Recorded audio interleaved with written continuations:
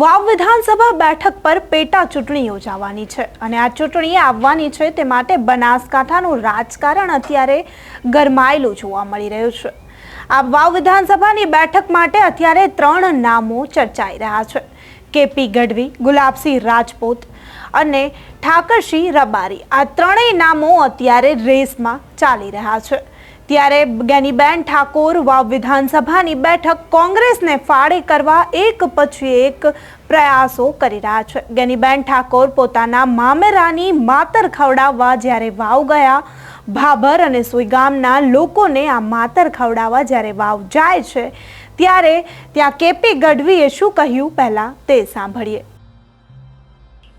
ગુજરાતના અનેક વિસ્તારો અતિવૃષ્ટિથી પ્રભાવિત છે અને હજી આગાહી છે કે 72 કલાક સુધી ભારે અને અતિભારે વરસાદ થવાનો છે।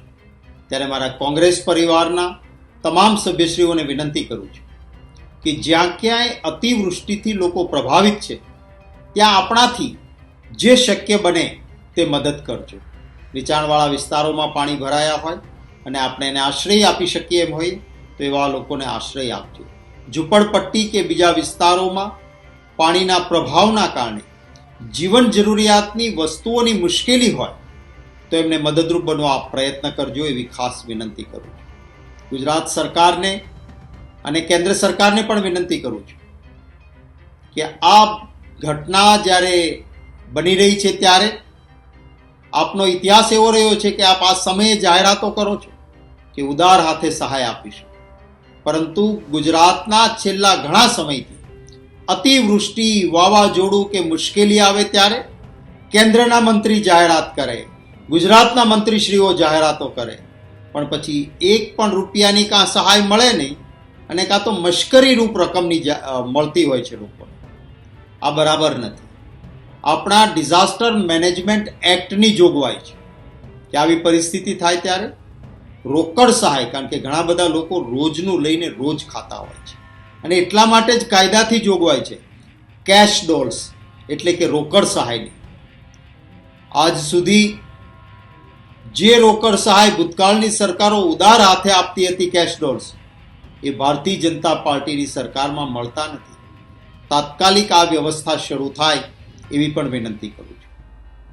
જે વરસાદી પાણીના નિકાલ માટે, સ્ટ્રોમ ડ્રેનેજ માટે દર વર્ષે કરોડો રૂપિયા કાગળ ઉપર ખર્ચાય છે, સાચા અર્થમાં જો આ કરોડોનું સ્ટ્રોમ ડ્રેનેજ એટલે કે વરસાદના પાણીના નિકાલનું કામ થતું હોય તો કોઈ પણ શહેર કે નગરમાં લોકોને મુશ્કેલી ન ઊભી થાય, પાણીનો ભરાવો જ ન થાય।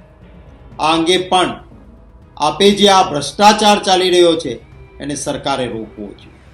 ખેડૂતોના ખેતરોમાં કેટલીક જગ્યાએ જોઈએ છે, દ્રશ્યો આવે છે ટીવી પર, પાણી ફરી વળ્યા છે, 2-2, 3-3 ફૂટ પાણી ભરાયા છે।